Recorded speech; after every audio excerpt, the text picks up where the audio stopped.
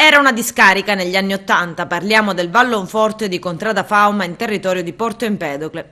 L'area è stata ispezionata e sequestrata. A coordinare le indagini il sostituto procuratore Antonella Pandolfi.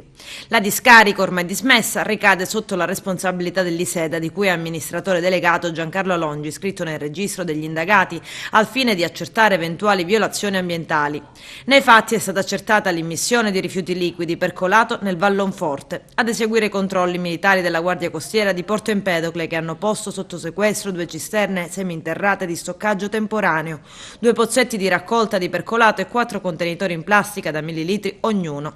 L'indagine si inserisce nel quadro della costante attività di controllo del territorio ed in particolare di prevenzione e contrasto alle violazioni ambientali, avuto inizio lo scorso ottobre. L'attività di controllo ha permesso di accertare che il percolato formatosi dalla decomposizione dei rifiuti e dall'azione delle acque meteoriche si riversava ininterrottamente nel torrente Forte, che attraversa la Contrada Fauma, provocando un presunto inquinamento delle acque utilizzate dagli agricoltori e dagli allevatori della zona. Le indagini sono state svolte con il supporto del personale tecnico della Polizia Giudiziaria dell'ARPA, che ha effettuato i campionamenti dei liquidi e dei terreni.